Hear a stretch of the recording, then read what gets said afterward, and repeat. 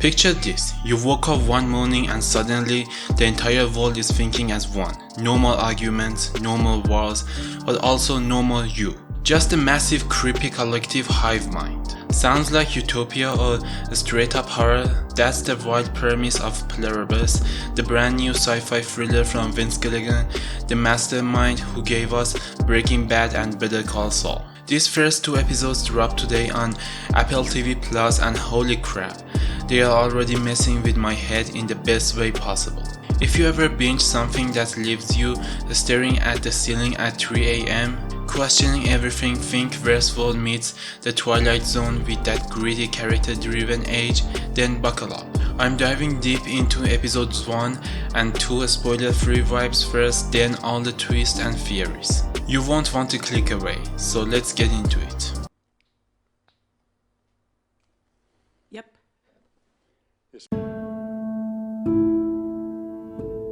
First off, non-spoiler review. Pluribus stars Rhea Seehorn, who you might know as Kim Wexler from Better Call Saul, and she's carrying this thing on her back. She's playing Carol, this everyday woman in Albuquerque, Gilligan's favorite spot, right? Who's thrust into a world that's gone completely sideways. The premise is fresh but familiar in the best way. It's about a global event that changes humanity forever, but it's told through such a personal lens that it feels intimate, not overwhelming. The writing is sharp, the pacing builds tension without rushing, and the themes hit on stuff like isolation, conformity, and what it means to be truly connected in a messed up world. Episode 1 sets up the mystery perfectly, and episode 2 ramps up the stakes with some real emotional punches. Visually, it's got that gritty, realistic look. Think dusty New Mexico landscapes mixed with eerie sci-fi elements. No over-the-top CGI, which I love because it keeps the focus on characters. Rhea Seehorn is phenomenal. Her performance is all subtle expressions and quiet desperation. Supporting cast is solid too, but she's the standout. Overall, I'd give these first 2 episodes a 9 out of 10. It's not perfect, some setup feels a tad predictable if you're a sci-fi vet, but it's got me dying for more. If you're on Apple TV Plus, watch these 2 episodes now. Alright, spoilers ahead, you've been warned.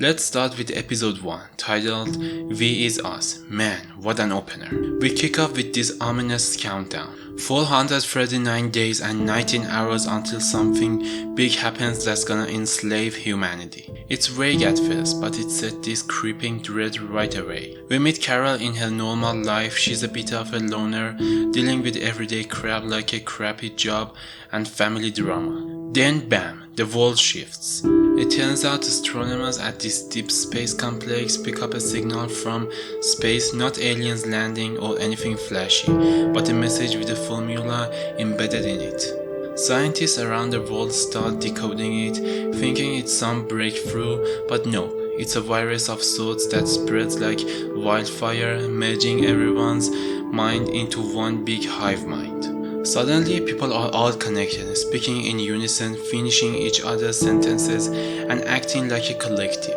It's creepy as hell, like a zombie apocalypse, but instead of eating brains, they are sharing them. Carol wakes up after passing out or something, and she's the odd one out, immune to this thing. Everyone else is blissed out in this perfect harmony, but she's terrified and alone.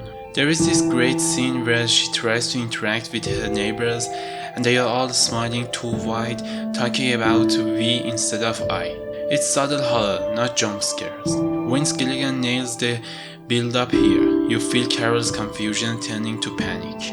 We get flashbacks to how the signal was received, astronomers geeking out over it, governments getting involved. By the end of the episode, Carol's piecing together that this hive mind is seeing her as a threat because she's not plugged in. There is a killer moment with the government official who's part of the collective, explaining how this is evolution or whatever, but you can tell it's all wrong. The episode ends on a cliffhanger with Carol realizing she's one of the few holdouts and the world is cleaning up the mess from the initial chaos. Like plane crashes and was stopping because everyone suddenly united. It's thought-provoking. Is this utopia or dystopia? For Carol, it's straight nightmare fuel. Right. I've seen this movie. Moving to episode 2, Pirate Lady. This one picks up right where we left off, but shift gears a bit. We open with a montage of global cleanup, think Middle East conflicts just stopping because the hive mind doesn't see the point in fighting anymore. It's eerie how efficient everything becomes. Carol's on the run sorta, trying to find other immunes.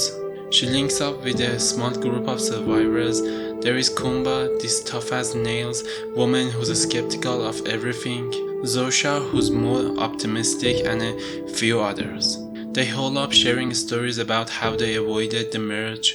Carol's the voice of reason, but she's cracking under the pressure. Rhea Seehorn sells the hell out of her isolation, like she's the last sane person in an insane asylum. The plot thickens when the group debates whether to join the hive mind or fight it. Some see the benefits, no more war, no hunger, everyone's happy.